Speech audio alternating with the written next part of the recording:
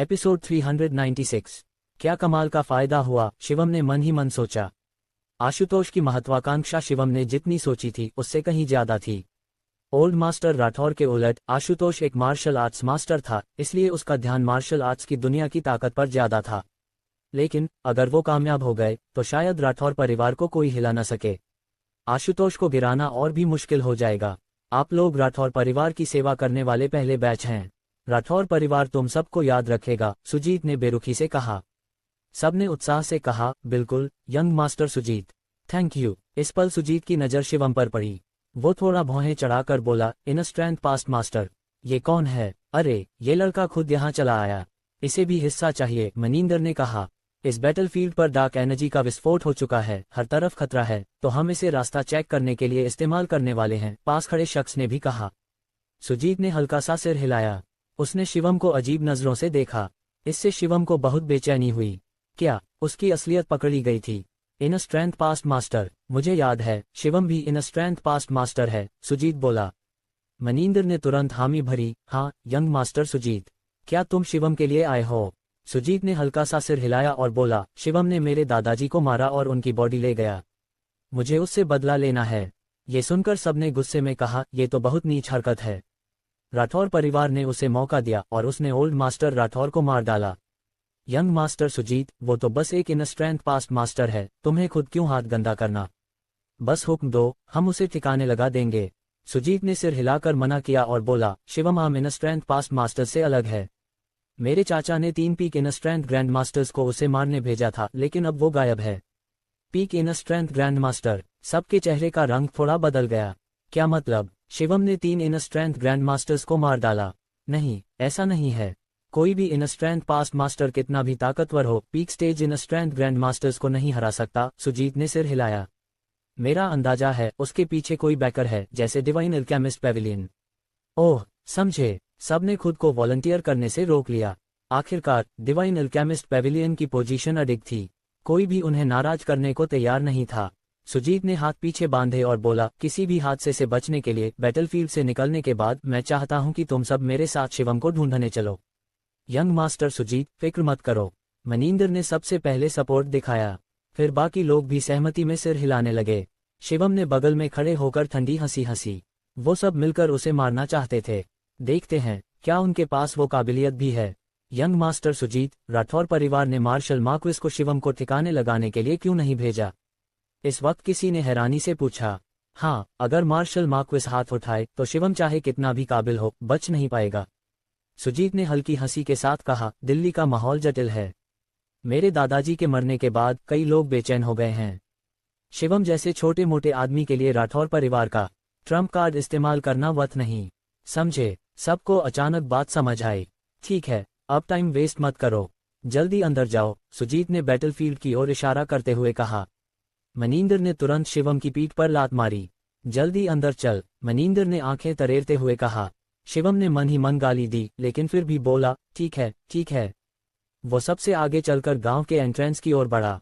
मनिंदर और बाकियों के मुताबिक बैटलफील्ड पर डार्क एनर्जी का विस्फोट हो चुका था और डार्क एनर्जी की डेंसिटी कई गुना बढ़ गई थी। शिवम ने आसमान की ओर देखा और आसमान में बना भूतिया चेहरा गायब हो चुका था। इतनी स्ट्रॉन्ग डार्क एनर्जी, कुछ अजीब है, शिवम ने बुदबुदाया। क्या खड़ा है वहां? शिवम कुछ सोच ही रहा था कि मनिंदर ने फिर उसकी पीठ पर लात मारी और उसे अंदर धकेल दिया। शिवम ने पलटकर मनिंदर को घूरा। अगर नताशा ने मुझे तुम्हें मारने से न रोका होता, मैं तुम्हें खत्म कर देता, शिवम ने मन में सोचा। फिर वो बड़े कदमों से बैटलफील्ड की ओर बढ़ा। रुको, तभी एक बुजुर्ग ने अचानक शिवम को आवाज दी। उसने दूसरी दिशा में इशारा किया और बोला, पूर्व की ओर जाओ। शिवम ने भौहें सिकुड़ी और पूछा, क्यों? जो बोला वो कर, इतनी बकवास मत कर। मनिंदर ने फिर शिवम की पीठ पर लात मारी।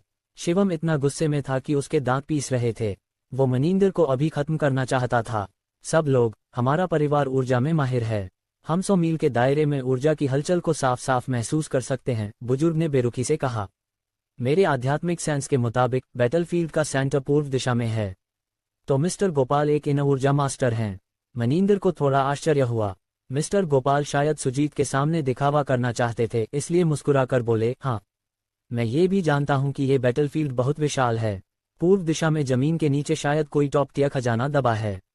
शिवम ने मन ही मन गाली दी। मिस्टर गोपाल उस जगह की बात कर रहे थे जहां शिवम पहले खोद चुका था।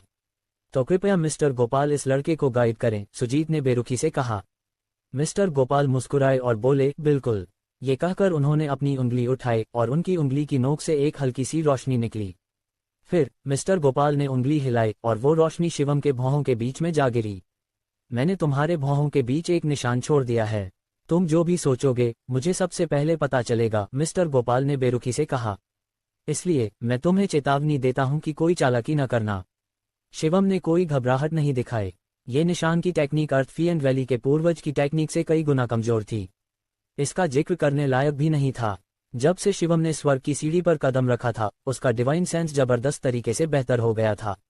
अगर शिवम चाहता तो वो इस निशान को कभी भी मिटा सकता था, या फिर निशान से भेजी जाने वाली जानकारी को बदल भी सकता था।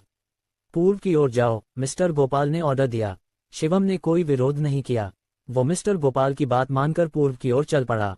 रास्ते में ग्रुप शिवम से 10 मीटर पीछे चल रहा था, क्योंकि उन्हें डर था कि शिवम के साथ कुछ बुरा हो सकता है।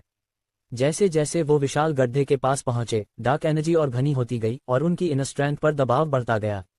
यहां तक कि शिवम, जो डार्क एनर्जी से कल्टीवेट कर सकता था, उसे भी थोड़ा असहज महसूस होने लगा।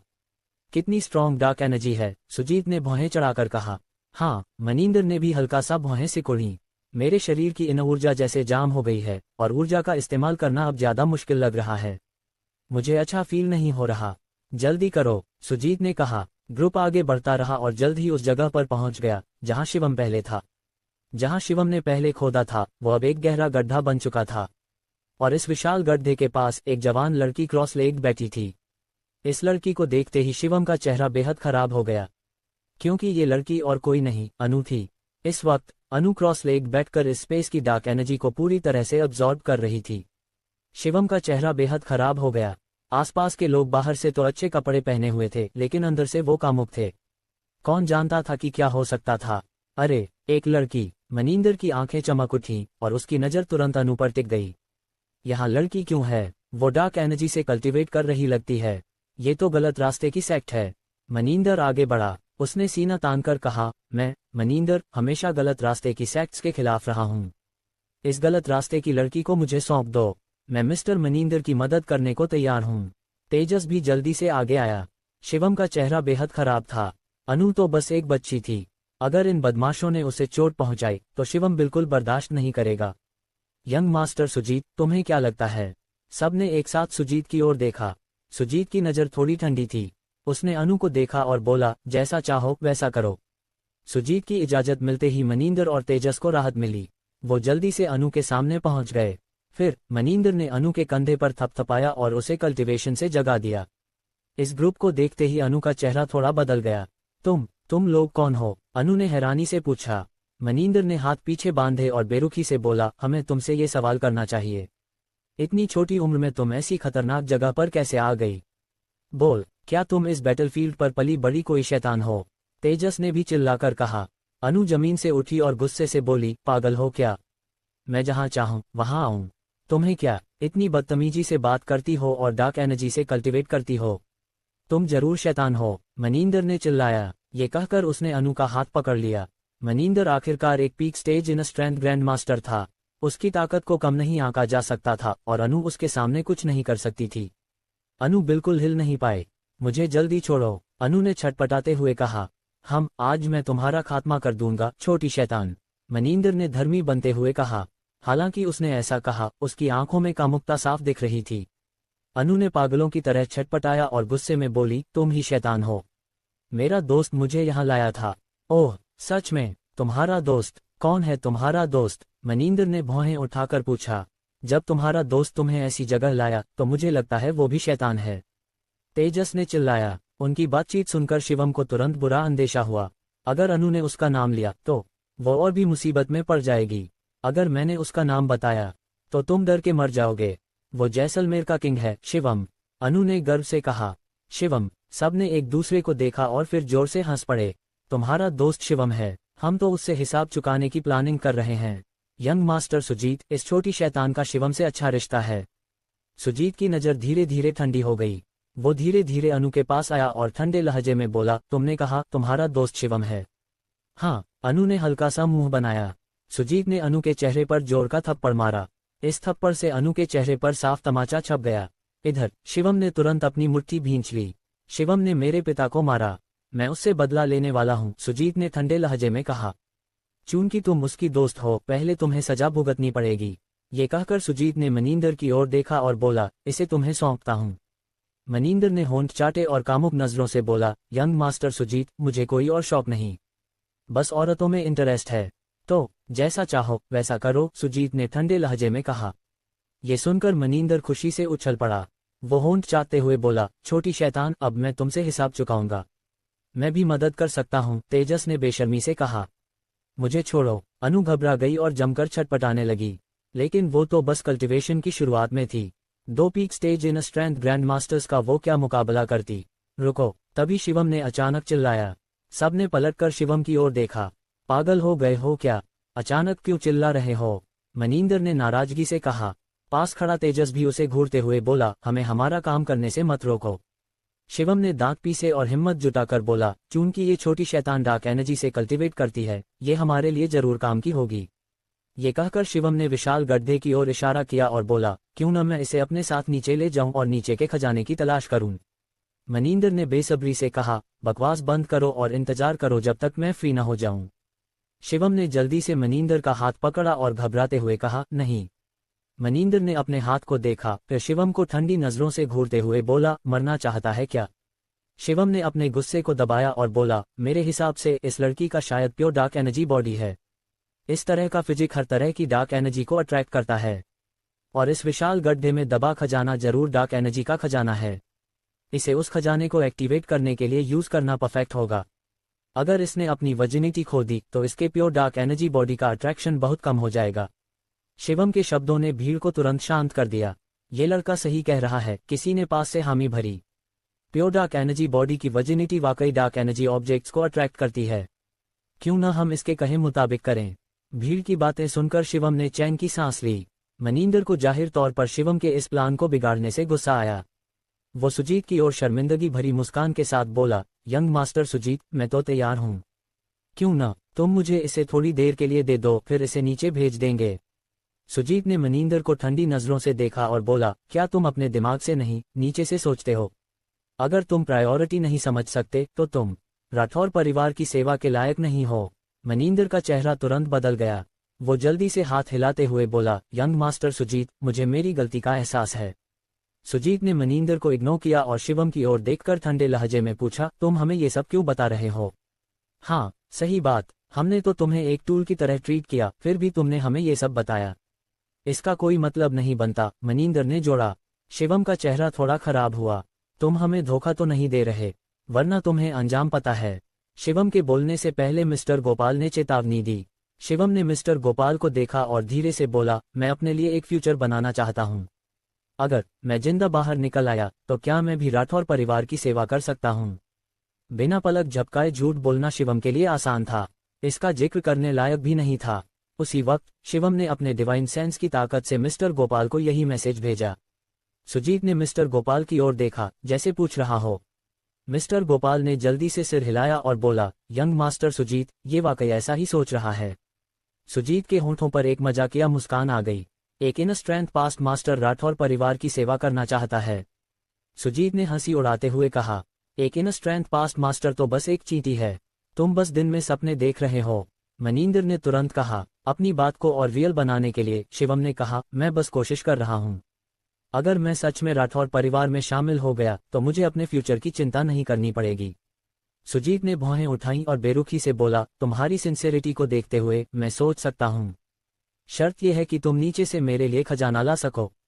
शिवम ने नकली उत्साह दिखाते हुए कहा, चिंता मत करो, मैं पूरी कोशिश करूंगा। सब एक साथ विशाल गड्ढे की ओर बढ़े। गड्ढे के पास पहुंचते ही डरावनी डार्क एनर्जी ने उन्हें लगभग निगल लिया। इन स्ट्रेंज का इस्तेमाल तो दूर, उनके शरीर भी इसे बर्दाश्त नहीं कर पा रहे थे। सुजीत ने एक पत्थर को गड्ढे में लात मारी। जैसे ही पत्थर अंदर गया वो तुरंत धूल में बदल गया। इतना खतरनाक। सुजीत ने हल्का सा भौहें चढ़ाईं। अगर मेरा शरीर इस गड्ढे में गया तो शायद टुकड़े टुकड़े हो जाएगा। पास खड़े किसी ने चिल्लाया। शिवम ने भी डर का नाटक करते हुए कहा, यंग मास्टर सुजीत, मैं तो बस एक इन स्ट्रेंथ पास्ट मास्टर हूँ। अगर मैं अंदर गया तो शायद मर जाऊं। डर किस बात का? ये डार्क एनर्जी शायद शरीर को नुकसान न पहुंचाए। मनिंदर ने शिवम को लात मारी। हाँ, आमतौर पर डार्क एनर्जी की ताकत शरीर को ज्यादा नुकसान नहीं पहुंचाती, पास खड़े किसी ने भी कहा। हालांकि ऐसा था, फिर भी कोई आगे जाने की हिम्मत नहीं कर रहा था। कैनन फॉडर, अब तुम्हारी बारी है। जाओ और देखो कि ये डार्क एनर्जी इंसानी शरीर को नुकसान पहुंचाती है या नहीं, मनिंदर ने हंसी उड़ाते हुए कहा। शिवम ने डर का नाटक करते हुए कहा, मैं हिम्मत नहीं कर पा रहा। हिम्मत नहीं कर रहा तो मर जा, मनिंदर ने डांटा। शिवम ने जल्दी से कहा, ठीक है, मैं जाऊंगा, लेकिन मुझे उसे अपने साथ ले जाना होगा। शिवम ने अनु की ओर इशारा किया। अनु ने शिवम को घूरा, जमीन पर थूका और गाली दी, लूजर चमचा। शिवम ने अनु को इग्नोर किया और सुजीत की ओर उम्मीद भरी नजरों से देखा। सुजीत कुछ पल खामोश रहा और फिर बोला, नहीं, अगर वो इस डार्क एनर्जी को बर्दाश्त नहीं कर पाई तो हमारे लिए मुसीबत हो जाएगी। तुम पहले नीचे जाकर टेस्ट करो। शिवम को मन ही मन बुरा अंदेशा हुआ। लगता था सुजीत को इतनी आसानी से बेवकूफ नहीं बनाया जा सकता। यंग मास्टर सुजीत, तुम मुझे उसे अपने साथ नीचे ले जाने दो, शिवम ने बुदबुदाया। वरना मुझे डर लग रहा है। बकवास बंद कर, मनिंदर ने डांटा। जल्दी नीचे जा, वरना मैं तुझे लात मारकर मार दूंगा। पास खड़े लोग एक एक करके डांटने लगे। शिवम समझ गया कि वो उन्हें बेवकूफ नहीं बना सकता, तो उसने आह भरी और बोला, ठीक है, लेकिन मुझे उससे कुछ लेना है। क्या मैं ले सकता हूँ? क्या लेना? सुजीत ने भौहें चढ़ाकर पूछा। शिवम ने धीमी आवाज में कहा, मैंने अपनी जिंदगी में कभी औरत को नहीं छुआ और ऐसे मरने को मैं तैयार नहीं हूँ। मैं उसका एक बाल लेना चाहता हूँ। क्या मैं ले सकता हूँ? शिवम ने शर्मिंदगी भरी मुस्कान के साथ कहा। ये सुनकर सब जोर से हंस पड़े। क्या बेकार आदमी है, एक बाल से संतुष्ट हो जाएगा। कोई आश्चर्य नहीं कि इसके सिर पर हरा टोपी है। लूजर है ये। यहाँ तक कि अनु को भी उबकाई सी आई। दुनिया में ऐसा मर्द भी हो सकता है। ठीक है, शिवम ने सुजीत की ओर शर्मिंदगी भरी मुस्कान के साथ देखा। सुजीत ने सिर हिलाया और बोला, मैं तुम्हारी ये ख्वाहिश पूरी कर सकता हूँ। शिवम जल्दी से अनु के पास पहुंचा। मुझे मत छुओ। इस वक्त अनु चिल्ला उठी। शिवम ने अनु को इग्नोर किया। वो अनु के पास गया और उसे गले लगा लिया। मुझे छोड़ो। अनु को शर्मिंदगी और गुस्सा दोनों आया। वो लगातार छटपटाने लगी। हा, ये लड़का तो काफी लालची है। कैसा लगा? मजा आया उसे गले लगाकर? शिवम ने जल्दी से कहा, हाँ, सच में बहुत मजा आया। घटिया, अनु ने गाली दी। शिवम अनु के कान के पास गया और फुसफुसाया, मैं शिवम हूँ। बाद में मेरे साथ नीचे आने का तरीका सोचो। मैं तुम्हें बचाने की कोशिश करूंगा। ये सुनकर अनु सन रह गई। वो कुछ बोलने ही वाली थी कि शिवम ने जल्दी से कहा, छटपटाते रहो, उन्हें शक नहीं होना चाहिए। अनु थोड़ा हैरान थी, लेकिन जल्दी से फिर छटपटाने लगी। मुझे छोड़ो, मुझे मत छुओ, तुम घिनौने हो। अनु ने जमकर छटपटाया, लेकिन शिवम ने अनु को पकड़ रखा था और छोड़ने का कोई इरादा नहीं दिखा। बस करो, सुजीत ने भौहें चढ़ाईं। तब जाकर शिवम ने अनु को छोड़ा। संतुष्ट हो गए, जल्दी नीचे जाओ, टाइम वेस्ट मत करो, सुजीत ने ठंडे लहजे में कहा। शिवम ने सिर हिलाया और विशाल गड्ढे के किनारे पर पहुंचा। जैसे ही वो नीचे कूदने वाला था, अनु ने चिल्लाया, मैं भी नीचे जाऊंगी। तुम भी नीचे जाना चाहती हो? सुजीत ने भौहें चढ़ाईं। छोटी लड़की, नीचे जाने से तुम मर सकती हो, मनिंदर ने बेरुखी से कहा। अनु ने हल्का सा मुंह बनाया और बोली, सच बताऊं, मैं पहले भी नीचे जा चुकी हूं। कोई बड़ी बात नहीं, तुम पहले नीचे गई थी। छोटी लड़की, मेरे सामने झूठ मत बोलो। मिस्टर गोपाल ने भौहें उठाईं। कौन तुमसे झूठ बोल रहा है? मैं सच में नीचे गई थी, अनु ने जिद्दी लहजे में कहा। ये कहकर अनु ने शिवम को घूरा और बोली, नीचे जाकर मैं इसे मार दूंगी। सुजीत ने भौहें सिकोड़ी। उसने शिवम को देखा और बोला, तुमने उससे कुछ कहा क्या? शिवम ने आंखें घुमाईं और बोला, मैंने उससे बात की थी। मैंने कहा, उसका शरीर बहुत सॉफ्ट है। हा, तभी तो छोटी लड़की इतना गुस्सा हो गई। पास खड़े लोग हंसने लगे और अनु के प्रति उनकी सतर्कता भी काफी कम हो गई। लेकिन सुजीत बहुत सावधान था। वो थोड़ा सोचने के बाद मिस्टर गोपाल की ओर देखकर बोला, क्या तुम आध्यात्मिक मास्टर नहीं हो? देखो तो, क्या ये झूठ बोल रही है? कोई प्रॉब्लम नहीं, यंग मास्टर सुजीत, मुझे सौंप दो, मिस्टर गोपाल ने सीना तानकर कहा। ये कहकर मिस्टर गोपाल अनु की ओर बढ़े। उनकी उंगली पर हल्की सी रोशनी जली और फिर उन्होंने अनु की भौहों के बीच में उंगली रख दी। अरे नहीं, शिवम का चेहरा तुरंत बदल गया। मिस्टर गोपाल एक आध्यात्मिक मास्टर थे और ये निशान साफ साफ बता सकता था कि अनु के दिमाग में क्या चल रहा था। लेकिन अब शिवम के पास उन्हें रोकने का कोई ठोस बहाना नहीं था। वो बस बेबस होकर देखता रहा। मिस्टर गोपाल की उंगली की रोशनी अनु की भौहों के बीच टिकी। शिवम का दिल जोर से धड़का। उसने अपने शरीर की इन ऊर्जा को मोबिलाइज किया और किसी भी वक्त श्रृंखला ground into an inch technique से भागने को तैयार था। रोशनी अनु की भौहों के बीच गिरी और मिस्टर गोपाल ने हल्का सा आंखें बंद कीं। कुछ पल बाद मिस्टर गोपाल ने धीरे से आंखें खोलीं। कैसा रहा? सुजीत ने पूछा। मिस्टर गोपाल ने सिर हिलाया और बोला, इस लड़की ने जो कहा वो सच है। शिवम की आंखें हैरानी से बड़ी हो गईं। क्या हो रहा था? मिस्टर गोपाल ने इसका पता नहीं लगाया। क्या मिस्टर गोपाल सच में आध्यात्मिक मास्टर नहीं थे? ठीक है, अगर ऐसा है तो तुम नीचे जा सकती हो। सुजीत ने हाथ हिलाया। अनु ने हल्का सा मुंह बनाया और फिर शिवम के पास आकर खड़ी हो गई। तुम दोनों नीचे जाओ। सुजीत ने विशाल गड्ढे की ओर इशारा किया। शिवम कुछ बोल पाता इससे पहले मनिंदर ने पीछे से उसकी पीठ पर लात मारी। इस लात से शिवम लड़खड़ा गया और लगभग गड्ढे में गिर गया। कमबख्त, बस इंतजार करो। शिवम ने मन ही मन गाली दी। फिर शिवम ने अनु को देखा और बोला, जल्दी नीचे चलो। अनु ने शिवम को घूरा और बोली, तुम्हें क्या? शिवम ने तुरंत अनु को पकड़ा और विशाल गड्ढे में कूद गया। जैसे ही वो कूदे, डार्क एनर्जी की एक ठंडी लहर ने दोनों को पूरी तरह निगल लिया। विशाल गड्ढा दर्जनों मीटर गहरा था। शिवम ने कोई लापरवाही नहीं की। उसने तुरंत एक स्पेल कास्ट किया, जिसने अनु को हल्के से उठाया और धीरे धीरे गड्ढे में उतरने दिया। कैसा है? मर गए क्या? ऊपर से मनिंदर की आवाज आई। शिवम ने आसमान में रोशनी की किरण देखी और चिल्लाया, मैं नहीं मरा। कुछ हुआ ही नहीं। हाँ, सच में? ऊपर मनिंदर को थोड़ा आश्चर्य हुआ। सुजीत कुछ पल खामोश रहा और बोला, जब कुछ हुआ ही नहीं तो हम भी नीचे चलते हैं। ये कहकर उसने भीड़ को देखा और बोला, कौन नीचे जाने को तैयार है? मनिंदर तुरंत एक कदम पीछे हट गया। शक्की स्वभाव का होने के नाते वो जल्दबाजी में कुछ करने की हिम्मत नहीं कर रहा था। मैं नीचे जाऊंगा, किसी ने सुजीत के सामने दिखावा करने के लिए वॉलंटियर किया। ये कहकर उसने बड़ा कदम बढ़ाया और सीधे विशाल गड्ढे में कूद गया। जैसे ही वो गड्ढे में कूदा, एक चीख सुनाई दी। बैंग! आखिरकार एक कंकाल शिवम के सामने आ गिरा। हस! शिवम ने सांस खींची। यहाँ की डार्क एनर्जी इतनी खतरनाक थी। इसने एक पीक स्टेज इन स्ट्रेंथ ग्रैंड मास्टर के शरीर को सीधे खत्म कर दिया। मर गया क्या? ऊपर से मनिंदर की आवाज फिर आई, लेकिन इस बार किसी ने जवाब नहीं दिया। ऊपर सुजीत ने भौहें सिकुड़ी। क्या हो रहा है? वो हरे टोपी वाला नहीं मरा। ये नीचे गया तो मर गया। सुजीत ने गहरी आवाज में कहा, क्या इसका उस प्योर डार्क एनर्जी बॉडी से कोई लेना देना है? किसी ने अंदाजा लगाया, जरूर है। वो हरे टोपी वाला तो बस एक इन स्ट्रेंथ पास्ट मास्टर है। वो इस डार्क एनर्जी का मुकाबला नहीं कर सकता। सुजीत की भौहें और सिकुड़ गईं। अनु को शिवम पहले ही विशाल गड्ढे में ले जा चुका था। उनके पास इस गड्ढे में जाने का कोई रास्ता नहीं था। लगता है हमें उस हरे टोपी वाले पर ही भरोसा करना पड़ेगा। सुजीत ने ठुड्डी रगड़ते हुए गहरी आवाज में कहा।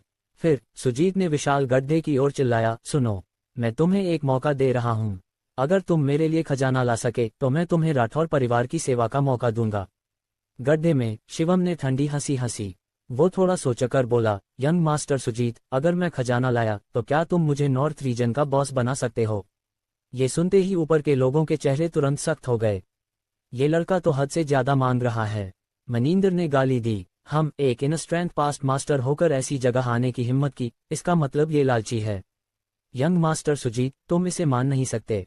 सुजीत ने कुछ नहीं कहा।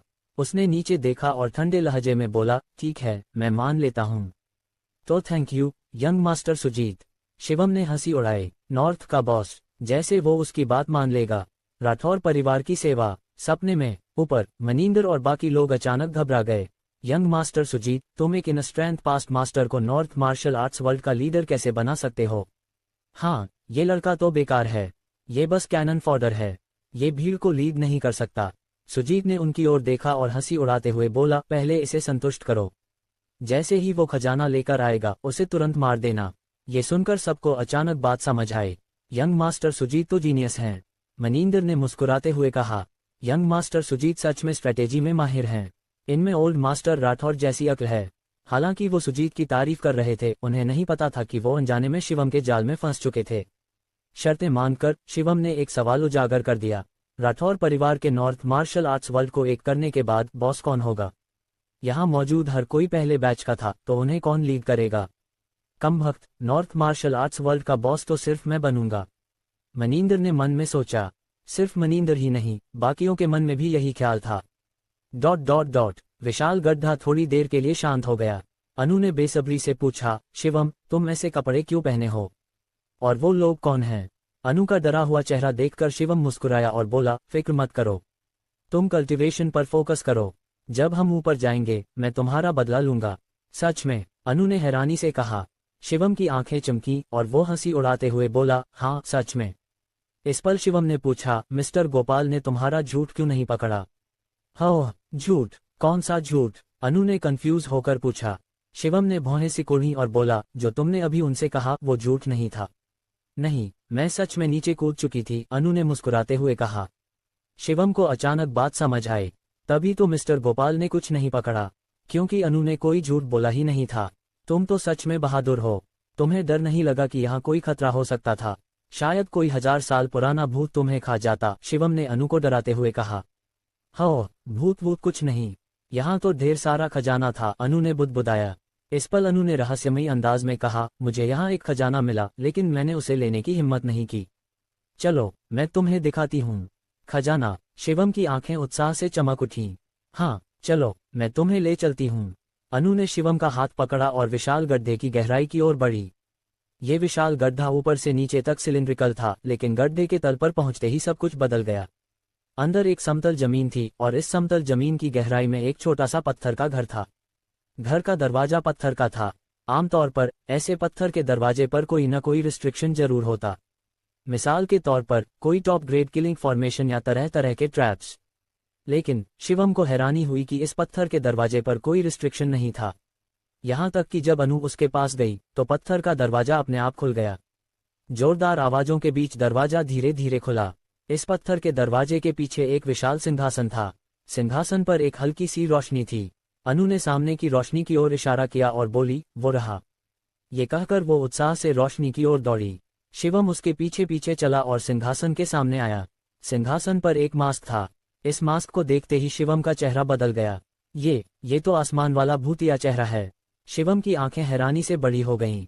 पता नहीं क्यों शिवम की पीठ पर ठंडक दौड़ गई, जैसे उसे अनगिनत आंखें घूर रही हों। वो बेचैनी शिवम को कांपने पर मजबूर कर रही थी।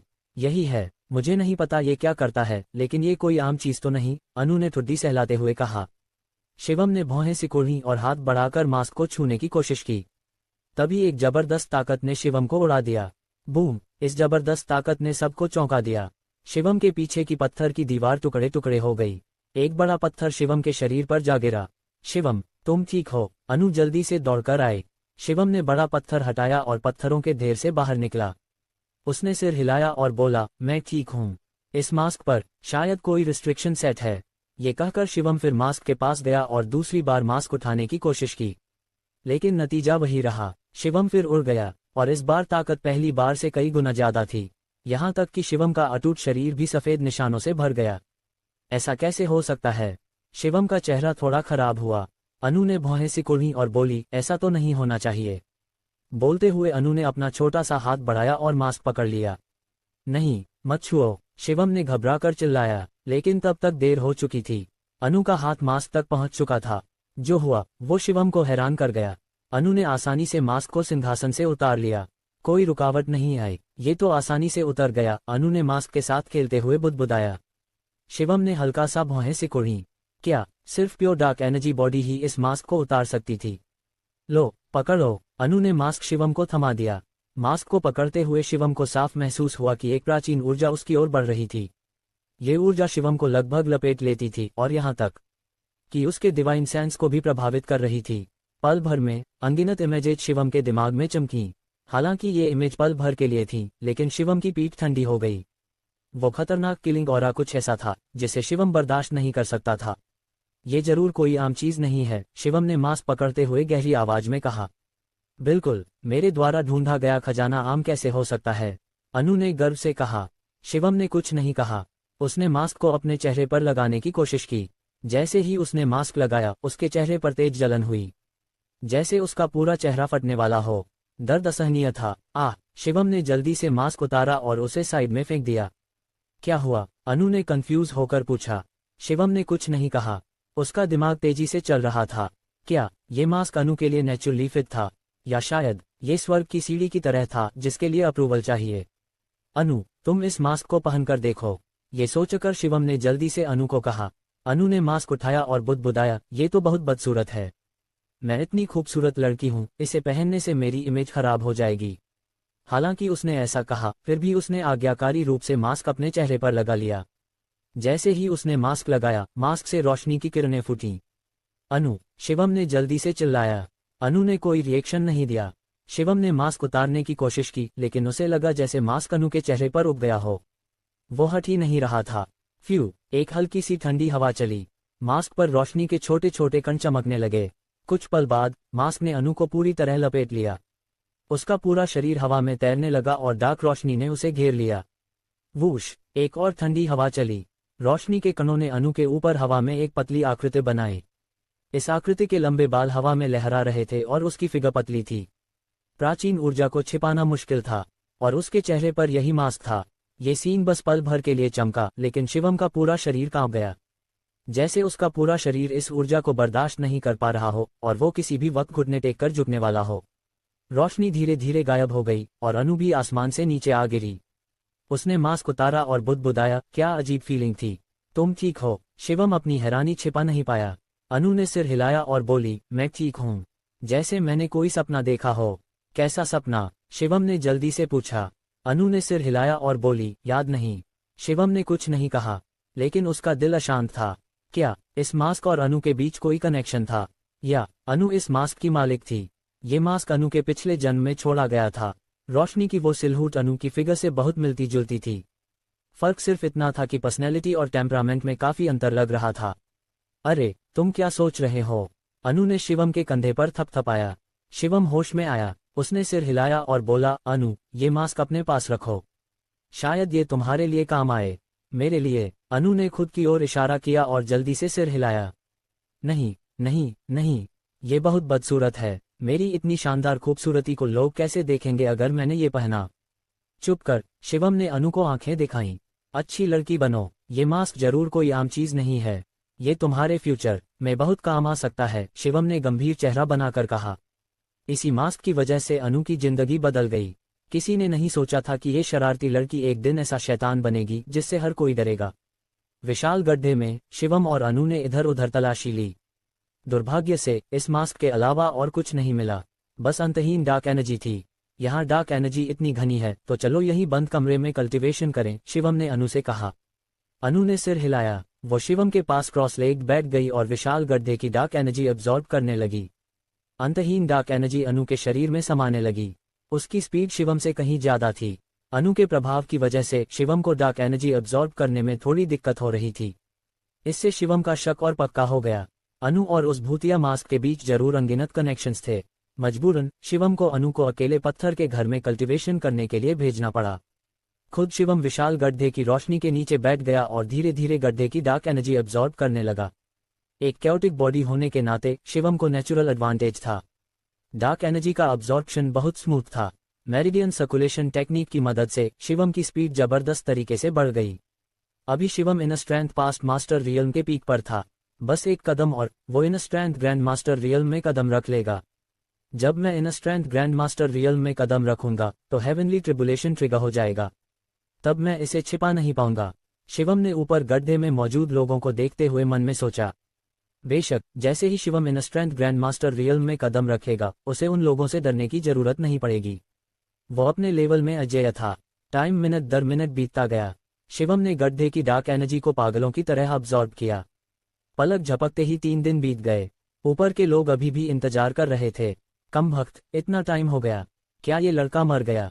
मनिंदर ने बुदबुदाया। सुजीत ने मनिंदर को देखा और बोला, जल्दबाजी मत करो, धैर्य से इंतजार करो। हालांकि उसने ऐसा कहा, सुजीत भी थोड़ा बेचैन था। किसी को नहीं पता था कि उन्हें कितना इंतजार करना पड़ेगा, और ये भी नहीं कि इस गड्ढे में खजाना है या नहीं। पलक झपकते ही 3 और दिन बीत गए, लेकिन गड्ढे में अभी भी कोई हलचल नहीं थी। मनिंदर अब और बर्दाश्त नहीं कर पाया। वो गड्ढे के किनारे लेट गया और चिल्लाया, मर गया क्या? शिवम ने आंखें खोली और बेपरवाही से बोला, तुम मर जाओगे तब भी मैं नहीं मरूंगा। मनिंदर गुस्से से बोला, तुझे पता है तू किससे बात कर रहा है? मैं तुझे मार दूंगा। ठीक है, नीचे आ जा। शिवम ने हंसी उड़ाई। तू? मनिंदर तुरंत भड़क गया। शिवम ने कहा, यंग मास्टर सुजीत ने कहा था कि जैसे ही मैं ऊपर जाऊंगा नॉर्थ मार्शल आर्ट्स वर्ल्ड का लीडर मैं बनूंगा। तुम्हारा बॉस होने के नाते अगर मैं तुम्हें थोड़ा डांट भी दूं तो तुम्हें बर्दाश्त करना होगा। कमबख्त, मनिंदर गुस्से में था। वो एक peak in strength grand master था, फिर भी एक इन स्ट्रेंथ पास्ट मास्टर उसे डांट रहा था। चुप कर, सुजीत ने ठंडे लहजे में कहा। वो लड़का सही कह रहा है, वो वाकई तुम्हारा डायरेक्ट सुपीरियर है, सुजीत ने शिवम को स्टेबल करने के लिए बेरुखी से कहा। मनिंदर को भले ही गुस्सा आया, लेकिन उसने खुद को कंट्रोल किया और बर्दाश्त कर लिया। तुम्हें और कितना टाइम चाहिए? सुजीत ने पूछा। शिवम ने सिर उठाया और बोला, मुझे 3 और दिन दो। उसके अंदाजे के मुताबिक शिवम ज्यादा से ज्यादा 3 दिन में योग मंडल यानी इन स्ट्रेंथ ग्रैंड मास्टर रियल में ब्रेक थ्रू कर सकता था। सुजीत ने धीमी आवाज में कहा, तो अंदर कोई खजाना है? हाँ, बिल्कुल है, शिवम ने कहा। अंदर एक जबरदस्त किलिंग वेपन छिपा है। ये तुम्हारी सोच से भी परे है। जबरदस्त किलिंग वेपन? सुजीत की आंखें चमक उठीं। इस वक्त राठौर परिवार एक्सपेंशन के स्टेज पर था। उनके लिए एक जबरदस्त किलिंग वेपन जरूरी था। ठीक है, मैं तुम्हारा इंतजार करूंगा। सुजीत ने संतुष्ट होकर सहमति दी। विशाल गड्ढा शांत हो गया, और इस गड्ढे के ऊपर सबके मन में सवाल उमड़ रहे थे। यंग मास्टर सुजीत, मेरा एक सवाल है। आखिरकार किसी ने बर्दाश्त न कर पाया। सुजीत ने उसकी ओर देखा और बोला, क्या सवाल? हम सब राठौर परिवार के लिए काम कर रहे हैं और हम पहले बैच के हैं। अगर राठौर परिवार ने सच में नॉर्थ मार्शल आर्ट्स वर्ल्ड को एक कर लिया तो बॉस कौन होगा? मार्शल आर्ट्स एसोसिएशन का प्रेसिडेंट कौन बनेगा? ये सवाल हर किसी के मन में था। हाँ, नॉर्थ बहुत बड़ा और समृद्ध है और यहाँ ढेर सारे टैलेंटेड लोग हैं। अगर फ्यूचर में कोई मार्शल मार्क्वेस उभरा तो उसका स्टेटस हमारे ऊपर होगा या नीचे? किसी ने और भी जरूरी सवाल पूछा। सुजीत ने हल्का सा भौहें सिकोड़ी। उसने इस सवाल पर सच में गहराई से नहीं सोचा था। हालांकि सुजीत राठौर परिवार में बड़ा हुआ था, लेकिन वो सिर्फ 20 साल का एक जवान लड़का था और आशुतोष जितना अनुभवी नहीं था। लोगों को मैनेज करने में भी उसका अनुभव कम था। इसलिए इस सवाल ने सुजीत को थोड़ा असमंजस में डाल दिया।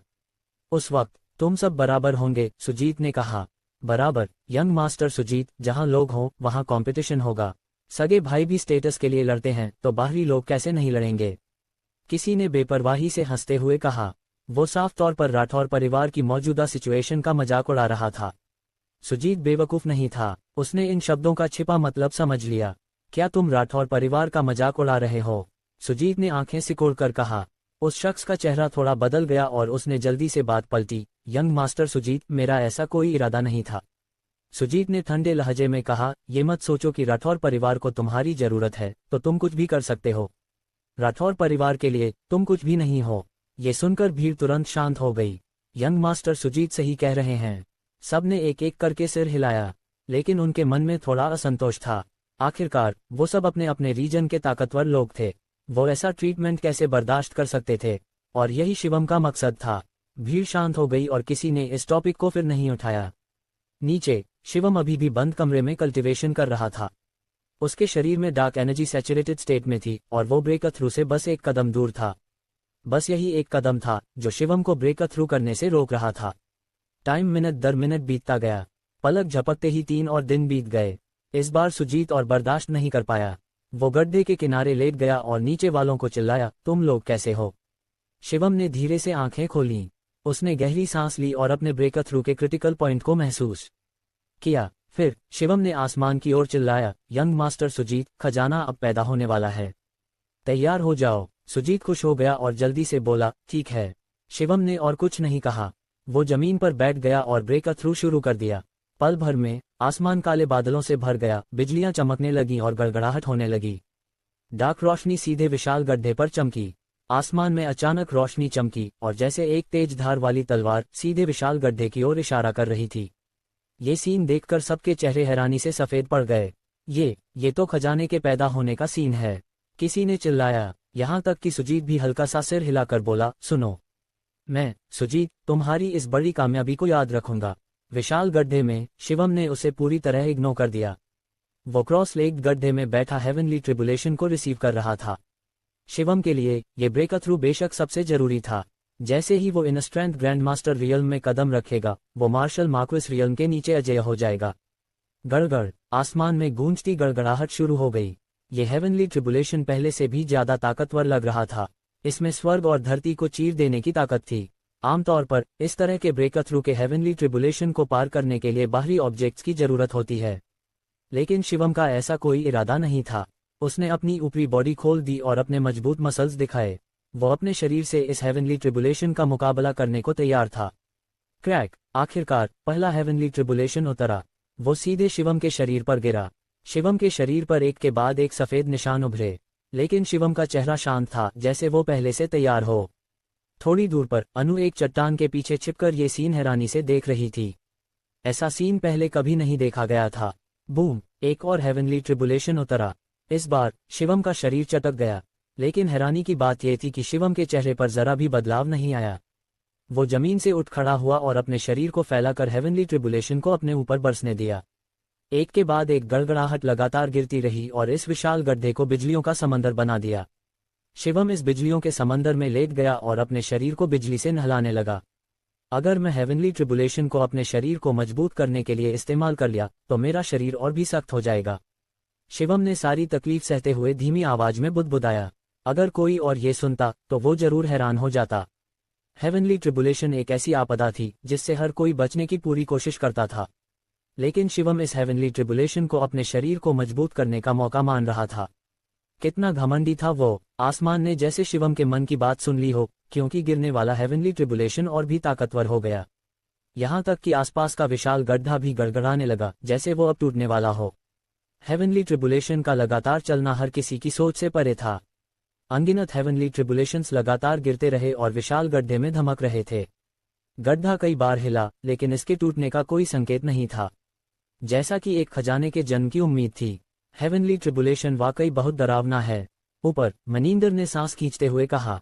सुजीत ने भी शांत होकर विश्लेषण किया। हाँ, हेवनली ट्रिबुलेशन के स्केल को देखकर जो खजाना पैदा हो रहा है वो जरूर कोई आम चीज नहीं है। उसकी आंखों में उत्साह की चमक थी। इतना ताकतवर हथियार राठौर परिवार के लिए तो जैसे सोने पे सुहागा था। क्या तुमने गौर किया? हेवनली ट्रिबुलेशन भले ही ताकतवर हो, लेकिन ये विशाल गड्ढा जरा भी प्रभावित नहीं हुआ, मिस्टर गोपाल ने बेरुखी से कहा। उनके रिमाइंडर पर सबका ध्यान गया। इस बरकरार विशाल गड्ढे को देखकर सबने भौहें चढ़ाईं और बोले, ऐसा कैसे हो सकता है?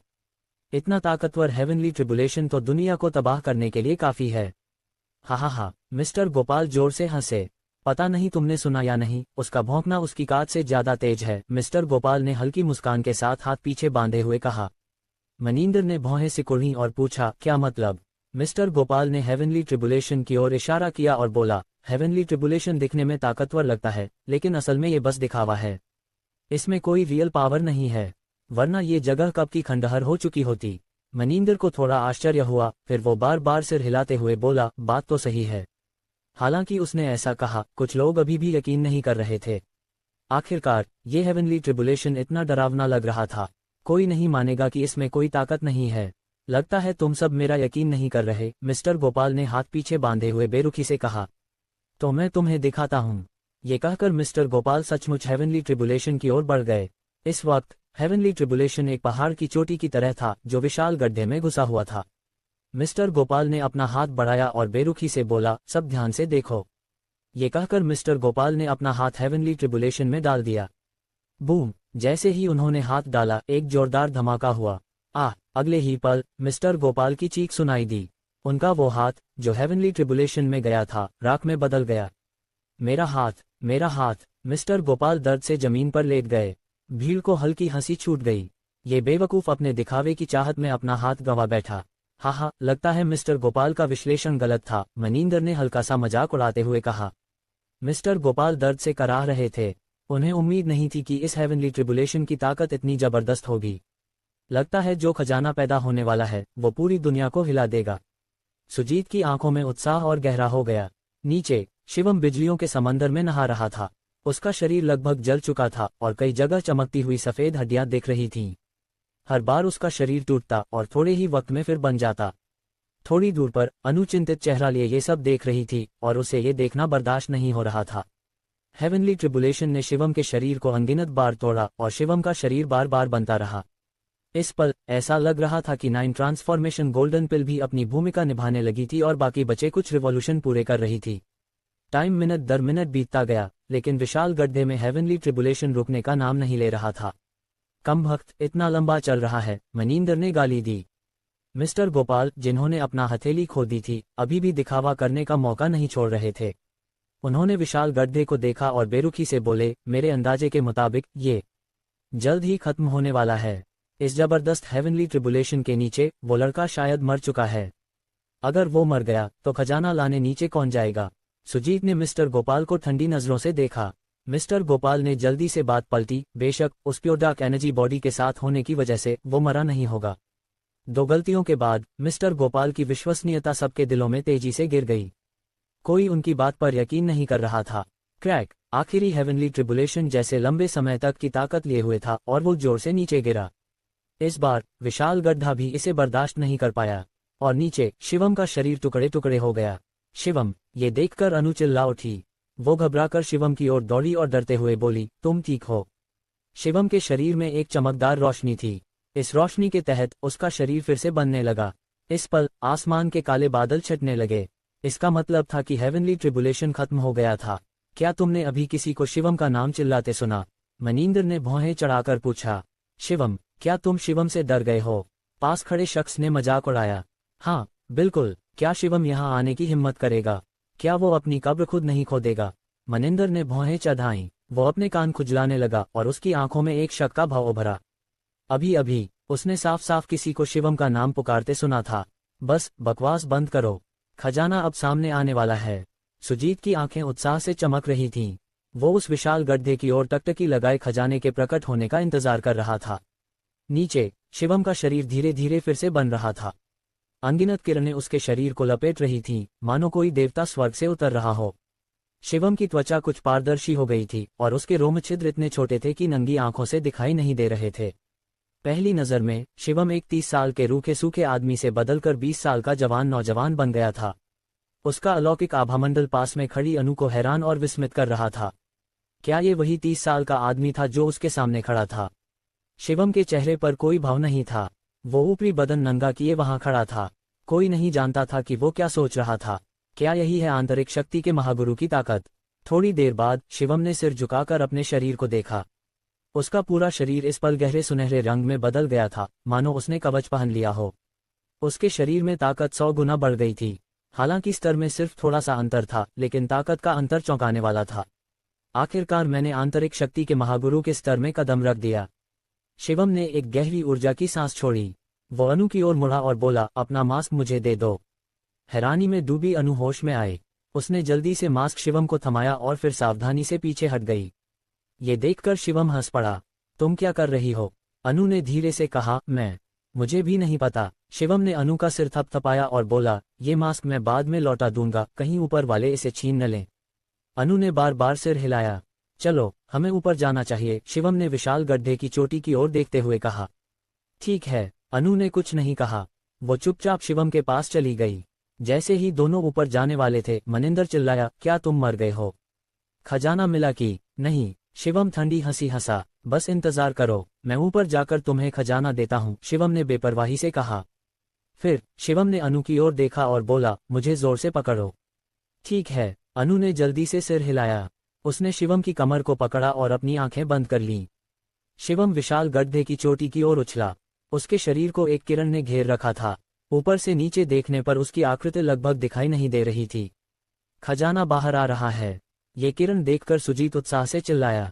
बाकी लोग जल्दी से उसके पास इकट्ठा हो गए ताकि खजाना बाहर आने का नजारा देख सकें। स्वोश, एक आकृति तोप के गोले की तरह गड्ढे से बाहर उछली। फिर वो किरण सबके सामने उतरी। उसके सिर पर अभी भी टोपी थी और उसकी पीठ पर अनु थी। मनिंदर ने शिवम को घूरा और बोला, खजाना कहाँ है? जल्दी निकालो। शिवम ने मनिंदर को नजरअंदाज किया और सुजीत की ओर देखा। यंग मास्टर सुजीत, मैं तुम्हारे लिए सामान लाया हूँ। क्या तुम्हें अपना वादा पूरा नहीं करना चाहिए? शिवम ने बेपरवाह हंसी के साथ कहा। सुजीत ने जल्दबाजी में कहा, बकवास बंद करो और मेरे लिए खजाना निकालो। शिवम ने ठंडी हंसी हंसी। तुमने अभी तक अपना वादा पूरा नहीं किया। मेरा वादा पूरा करना। सुजीत ने अपना असली रंग दिखाया। तुम तो बस एक आंतरिक शक्ति का सामान्य गुरु हो, फिर भी बॉस बनना चाहते हो, सुजीत ने ठंडे लहजे में कहा। शिवम ने भौहें उठाईं और बोला, तो तुम वादा तोड़ने की योजना बना रहे हो? हाँ, अब तुम्हें देना ही पड़ेगा, चाहे तुम चाहो या ना। सुजीत ने हंसते हुए कहा। बिल्कुल, अगर तुम इसे चुपचाप दे दो तो मैं तुम्हें राठौर खानदान की सेवा करने का मौका दे सकता हूँ। मनिंदर ने पास से दांतते हुए कहा, जल्दी से यंग मास्टर सुजीत का शुक्रिया अदा करो। राठौर खानदान की सेवा करना तुम्हारा सम्मान है। शिवम ने तीखी हंसी हंसी। किसी खानदानी का पालतू बनना तुम्हारा जिंदगी भर का सपना है ना? मुझे उनके लिए गुलाम बनने का शुक्रिया करना चाहिए। क्या मैं पागल हूँ? ये सुनते ही सब हैरान रह गए। सुजीत का चेहरा और सख्त हो गया। तुम्हारा मतलब क्या है? सुजीत के शरीर से एक डरावनी ऊर्जा फूटी। शिवम ने बेपरवाही से कहा, कुछ नहीं। तुम वो चीज देना चाहते हो या नहीं? सुजीत ने बेचैन होकर पूछा। हाँ, बिल्कुल देना चाहता हूँ। ये मेरे हाथ में है, आओ और ले लो, शिवम ने शांति से कहा। सुजीत ने हल्की हंसी हाई और तुरंत शिवम की ओर बढ़ा। लेकिन मनिंदर ने बेचैनी से पूछा, यंग मास्टर सुजीत, क्या मैं उस लड़की को संभाल सकता हूँ? सुजीत ने भौहें चढ़ाई और बेसब्री से बोला, जो करना है करो। Thank you young master Sujit. Maninder खुशी से उछल पड़ा और तुरंत अनु की ओर बढ़ गया। सुजीत उत्साह के साथ शिवम के सामने पहुंचा। कहाँ है वो? सुजीत ने पूछा। शिवम ने अपना हाथ बढ़ाया और बोला, यहीं है। सुजीत ने जल्दी से शिवम की हथेली की ओर देखा। इसी पल शिवम ने अचानक अपना हाथ बढ़ाया और सुजीत की गर्दन पकड़ ली। इस पल में एक जबरदस्त ताकत सामने आई। सुजीत का चेहरा बुरी तरह बदल गया। उसने अपनी पूरी ऊर्जा लगाकर छटपटाने की कोशिश की, लेकिन पाया कि शिवम की हथेली लोहे की जकड़न की तरह थी। चाहे वह कितना भी छटपटाए, वह चढ़ नहीं सकता था। इस अचानक बदलाव ने सबके चेहरों को बदल दिया। पागल हो गए हो क्या? तेजस ने सबसे पहले चिल्लाया। शिवम ने उसकी अनदेखी की। उसने सबकी ओर देखा और शांति से कहा, पता नहीं क्यों, लेकिन तुम लोगों के सामने मुझे एक खास एहसास होता है, जैसे कि मैं तुम सबको अपने खाली हाथों से चूर चूर कर सकता हूँ। शिवम ने सिसपाह भरी। मनिंदर ने डांटते हुए कहा, मुझे लगता है तुम पागल हो गए हो। मरना चाहते हो? यंग मास्टर सुजीत को छोड़ दो। शिवम ने मनिंदर को ठंडी नजर से देखा और बोला, मनिंदर, मेरी एक दोस्त ने मुझे तुम्हें मारने को कहा था। वो बहुत अच्छे स्वभाव की लड़की है, लेकिन जब उसने तुम्हारा जिक्र किया तो वह गुस्से में थी। उसका नाम है नताशा। क्या तुम बता सकते हो कि तुमने उसके साथ क्या किया था? शिवम ने पूछा। नताशा? मनिंदर थिड़क गया, फिर जोर से हंसने लगा और बोला, वो, अरे मैं उसे भूल ही गया था। पिछले साल उसे मैंने छोड़ दिया। कितना अफसोस। शिवम का चेहरा और ठंडा हो गया। मनिंदर, क्या तुम्हें नहीं पता कि वासना तुम्हारी जान ले सकती है? शिवम ने ठंडे लहजे में कहा। इस पल सबको लगने लगा कि कुछ गड़बड़ है। नताशा की दोस्त, तुम आखिर हो कौन? तेजस ने ठंडे लहजे में पूछा। शिवम ने उसकी ओर देखा और तीखी हंसी हंसी। क्या तुम मुझे ही नहीं ढूंढ रहे थे? बोलते हुए शिवम ने धीरे धीरे अपने सिर की टोपी उतारी और अपना असली चेहरा सामने लाया। मास्क के पीछे शिवम का चेहरा था। ये चेहरा देखकर सबके होश उड़ गए। ये तो सचमुच शिवम है। मनिंदर सबसे पहले चिल्लाया, शिवम, तुमने हमें धोखा दिया। कितना नीच और बेशर्म। खजाना जरूर तुमने चुराया है। जल्दी उसे निकालो। सबके गुस्से भरे शोर के सामने शिवम शांत और स्थिर था। उसके चेहरे पर कोई भाव नहीं था। शिवम, तुम सचमुच बहुत हिम्मती हो। आज तुम मृत्यु से बच नहीं सकते। शोमा ने ठंडे लहजे में शर कहा। शिवम ने हाथ हिलाया और एक थप्पड़ मनिंदर के चेहरे पर पड़ गया। पटाक। मनिंदर का पूरा शरीर उड़ते हुए दूर जा गिरा। शोर मचाने वाली चीज, शम ने ठंडे लहजे में कहा। यह नजारा देखकर भीड़ में सन्नाटा छा गया। एक शीर्ष आंतरिक शक्ति के महागुरु को एक थप्पड़ में उड़ा दिया। क्या वो सचमुच में केवल एक आंतरिक शक्ति का सामान्य गुरु था?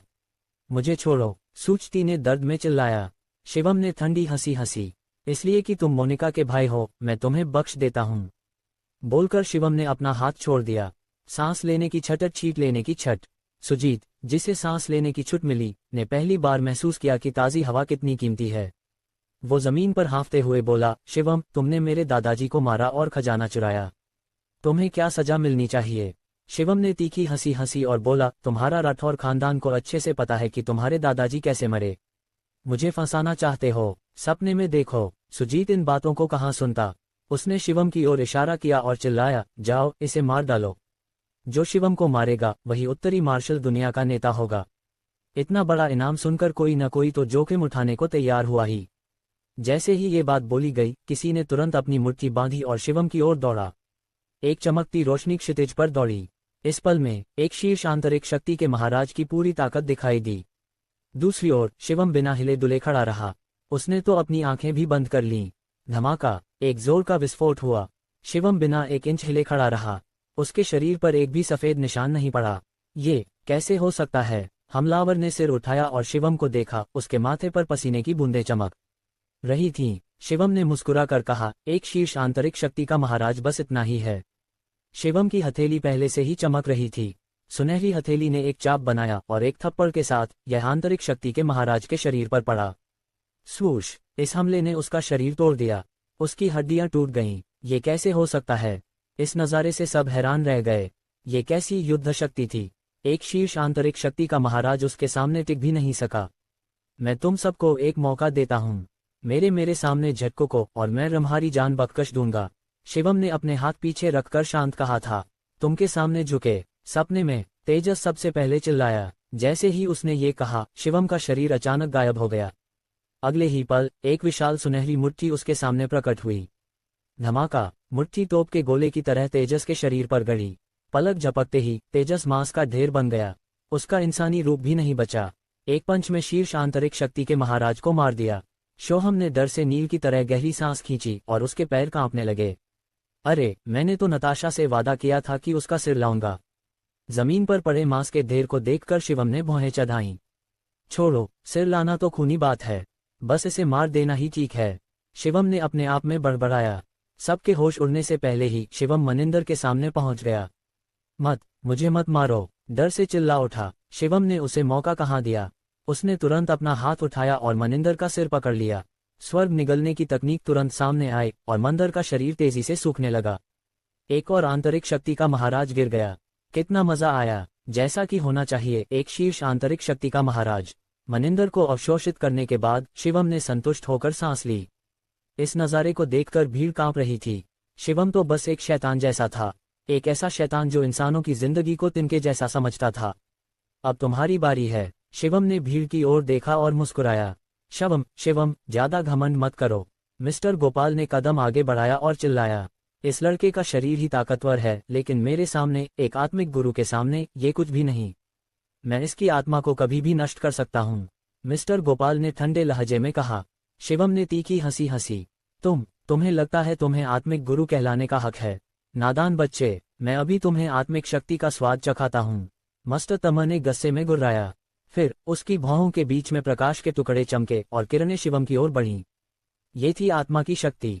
ये शरीर को भेद कर आत्मा को नष्ट कर सकती थी, और ये थी मिस्टर गोपाल की खास कला। देखो कैसे मैं तुम्हारी आत्मा को नष्ट करता हूँ, मिस्टर गोपाल पागल की तरह चिल्लाया। शिवम ने अपने हाथ पीछे रखे और 1 इंच भी नहीं हिला। जैसे ही वो प्रकाश शिवम को छूने वाला था, शिवम की भवों के बीच से भी सुनहरी किरणें फूटीं। प्रकाश एक तेज धार में बदला और मिस्टर गोपाल की आत्मा की शक्ति को 2 टुकड़ों में काट दिया।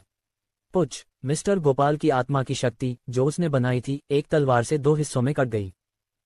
दर्द ऐसा था जैसे सुइयां चुभ रही हों। मिस्टर मर ने लड़खड़ाते हुए गिरने की कोशिश की।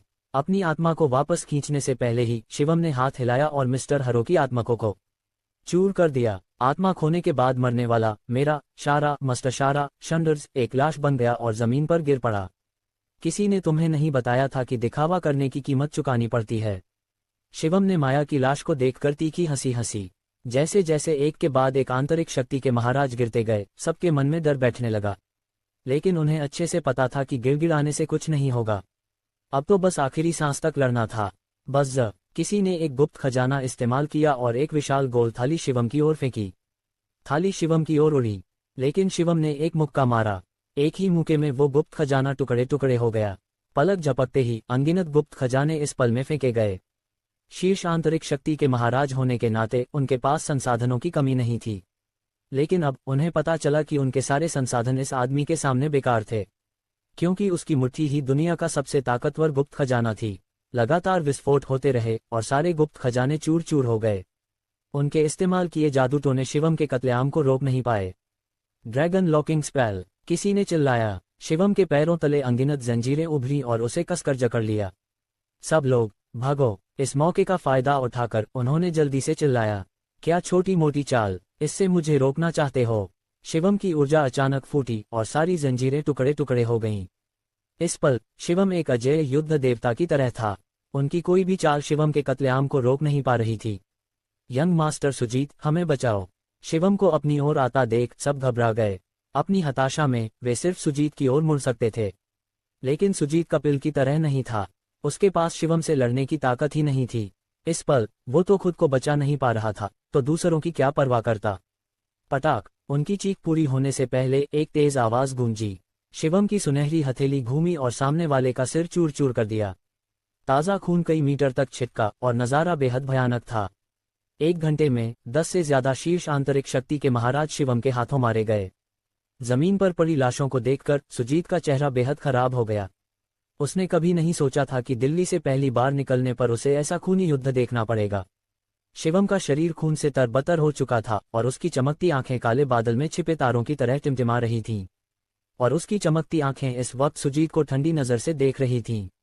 उसकी ठंडी नजर को महसूस करते हुए सुजीत का शरीर तंग गया। शिवम धीरे धीरे सुजीत की ओर बढ़ा। हर कदम सुजीत के लिए एक यातना था। उसने अपने डर को दबाया और जितना हो सके शांत होकर बोला, शिवम, मैं उन 2 भट्ट खानदान के लोगों से अलग हूं जिन्हें तुमने मारा। मैं राठौर खानदान से हूं। अगर तुमने मुझे मारा तो ये जरूर बड़ा हंगामा मचाएगा। शिवम ने तीखी हंसी हंसी। तुम्हें लगता है मुझे इसकी परवाह है? सुजीत का चेहरा तुरंत फीका पड़ गया। वो नील से अलग था। हालांकि सुजीत में गजब की ताकत थी, लेकिन वो बचपन से खानदान की छत्रछाया में पला बड़ा था और रईसी जिंदगी जीता था। उसने कभी कोई खतरा नहीं देखा था। अब जब उसे खतरे का एहसास हुआ तो डरना तो बनता ही था। सुजीत के हल्के कांपते शरीर को देखकर शिवम ने अपना हाथ उठाया और धीरे से सुजीत के कंधे पर थपथपाया। बस इस थपथपाने से सुजीत इतना डर गया कि लड़खड़ा कर जमीन पर गिर पड़ा। हा, ये नज़ारा देखकर शिवम जोर से हंस पड़ा। खानदानी का यंग मास्टर बस एक काया है। शिवम ने तीखी हंसी हंसी। शिवम की इस ताने ने सुजीत को शर्मिंदगी महसूस कराए। वो जमीन से उठना चाहता था लेकिन उसका शरीर उसके काबू में नहीं था। डरो मत, आखिरकार तुम मोनिका के भाई हो तो मैं तुम्हें नहीं मारूंगा, शिवम ने बेपरवाही से कहा। लेकिन ये याद रखो, मैंने तुम्हें मोनिका की वजह से बख्शा है, न कि उस ताकतवर राठौर खानदान की वजह से। राठौर खानदान की तथाकथित प्रतिष्ठा मेरे सामने कुछ भी नहीं। सुजीत ने एक शब्द भी नहीं कहा। इस पल वो शिवम की तरफ देखने की हिम्मत भी नहीं कर पा रहा था। बात करने की तो छोड़ दो, निकलो यहाँ से, शिवम ने ठंडे लहजे में कहा। सुजीत जमीन से संघर्ष करते हुए उठा। उसके कांपते पैर बेहद हास्यास्पद लग रहे थे। अरे हाँ, तभी शिवम ने अचानक सुजीत को पुकारा। वापस जाकर आशुतोष को बता देना कि अगर वो मोनिका को मुझे वापस करने को तैयार है तो मैं राठौर खानदान को छोड़ने पर विचार कर सकता हूँ, शिवम ने बेपरवाही से कहा। उसके शब्द बेहद घमंडी और दबंग थे। दुनिया में और कोई ऐसा नहीं था जो राठौर खानदान को चुनौती देने की हिम्मत रखता हो। सुजीत का शरीर थम गया, फिर उसने जल्दी से कार में बैठकर वहां से निकल लिया। जमीन पर पड़ी लाशों को देखकर शिवम ने तुरंत उनकी तलाशी ली। दुर्भाग्य से इन लोगों के खजाने शिवम ने ही तोड़ दिए थे। शायद अब मुझे ऐसी जिंदगी जीने की जरूरत नहीं पड़ेगी। अपने शरीर में उमड़ती ताकत को महसूस करते हुए शिवम आत्मविश्वास से भर गया। हालांकि एक आंतरिक शक्ति का महाराज होना दिल्ली जाकर राठौर खानदान को चुनौती देने के लिए काफी नहीं था, लेकिन अब शिवम को राठौर खानदान के पीछे पड़ने का डर नहीं था। मैंने तुम्हें डराया तो नहीं ना? शिवम अनु के पास गया और मुस्कुराते हुए पूछा। अनु असामान्य रूप से शांत थी। उसने सिर हिलाया और बोली, पता नहीं क्यों, लेकिन मुझे कुछ भी महसूस नहीं हो रहा। कुछ भी महसूस नहीं हो रहा? शिवम ने हल्की सी भौहें चढ़ाईं। ये बात उसे बहुत हैरान करने वाली थी। जान लो कि पिछली बार अनु डर से कांप रही थी। इस बार इतने भयानक नज़ारे के बावजूद वो इतनी उदासीन थी। ये निश्चित रूप से कोई साधारण इंसान नहीं कर सकता था। क्या ये उस मास्क से जुड़ा था? शिवम ने अपने स्थानिक जादुई यंत्र से मास्क निकाला और अनु को लौटा दिया। इस मास्क को संभाल कर रखो, शिवम ने कहा। अनु ने मास्क लिया और सिर हिलाया। समझ गई, चलो मैं तुम्हें वापस छोड़ देता हूँ, शिवम ने कहा।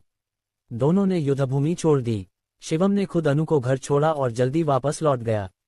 उसने अकेले ही 10 से ज्यादा शीर्ष आंतरिक शक्ति के महाराजों को मार डाला था, वो भी पूरी तरह से कुचलते हुए। जैसे ही ये खबर फैलेगी जरूर बड़ा हंगामा मचेगा। लेकिन इस बार शिवम कम प्रोफाइल रखना नहीं चाहता था। वो तो चाहता था कि ये खबर जितनी जल्दी हो सके फैले। ... सुजीत रातों रात दिल्ली वापस भाग गया। घर पहुंचते ही वो खून से सना हुआ था और उसकी हालत खराब थी। घर के सारे नौकर इतना डर गए कि उनके चेहरे फीके पड़ गए और वो चिल्लाने लगे। सुजीत, ये क्या हो गया तुम्हें? सुजीत की हालत देखकर शुभंकर का चेहरा फीका पड़ गया। क्या तुम्हें चोट लगी है? जल्दी डॉक्टर को बुलाओ, शुभंकर चिल्लाया। सुजीत ने हाथ हिलाया और बोला, पापा, ये किसी और का खून है। क्या माजरा है? शुभंकर ने भौहें चढ़ाकर पूछा। सुजीत चुप रहा और बोला, मुझे अपने चाचा से मिलना है। अपने चाचा से मिलना? शुभंकर ने समय देखा और सिर हिलाया। इस वक्त वो सोच चुके होंगे, ये बहुत गंभीर मामला है, मुझे उनसे अभी मिलना होगा, सुजीत ने जिद्दी होकर कहा। फिर सुजीत ने कार चलाई और आशुतोष के घर की ओर बढ़ गया। आशुतोष के घर पहुंचने पर आशुतोष की पत्नी नीतिका अभी जाग रही थी। वो एक शानदार नाइट गाउन पहने सोफे पर बैठी थी और रेड वाइन की चुस्कियां ले रही थी। आशुतोष की पत्नी होने के नाते उसका स्वभाव भी आशुतोष जैसा ही था। दोनों ही क्रूर और निर्दयी थे। सुजीत, क्या हुआ? सुजीत को खून से सना देखकर नीतिका थोड़ी हैरान हुई। सुजीत ने जल्दी से झुककर कहा, चाची, क्या चाचा सो गए हैं? मुझे उनसे एक जरूरी बात बतानी है। नीतिका ने बेपरवाही से मुस्कुराया और बोली, इतनी क्या जल्दी है? तुम्हारे चाचा पूरे दिन व्यस्त रहे हैं और अब आराम कर रहे हैं। सुजीत ने दांत पीसे और बोला, चाची, ये मामला बहुत जरूरी है। मुझे चाचा को अभी बताना होगा। नीतिका ने सुजीत को ऊपर से नीचे तक देखा और बोली, तुम्हें अपने चाचा का स्वभाव और गुस्सा अच्छे से पता है। कौन उनकी नींद में खलल डालने की हिम्मत करता है? अगर कुछ है तो मुझे बता दो, मैं फैसला ले सकती हूँ। सुजीत ने अब सच छिपाना बंद किया। उसने तुरंत नीतिका को सारी बात बता दी। सुनने के बाद नीतिका ने ठंडे लहजे में कहा, तुम्हारा मतलब है शिवम ने 10 से ज्यादा शीर्ष आंतरिक शक्ति के महाराजों को मार डाला? हाँ, और उनके पास टिकने की ताकत भी नहीं थी। सुजीत ने हैरानी से कहा। ये सुनकर नीतिका के चेहरे पर ठंडक छा गई। शिवम थोड़ा दिलचस्प है, मैं उससे मिलना चाहती हूँ, नीतिका ने धीमी आवाज में कहा। यहाँ तक बोलकर नीतिका ने सुजीत की ओर देखा और बोली, सुजीत, तुम पहले जाओ और आराम करो। कल मैं खुद शिवम से मिलने जाऊंगी।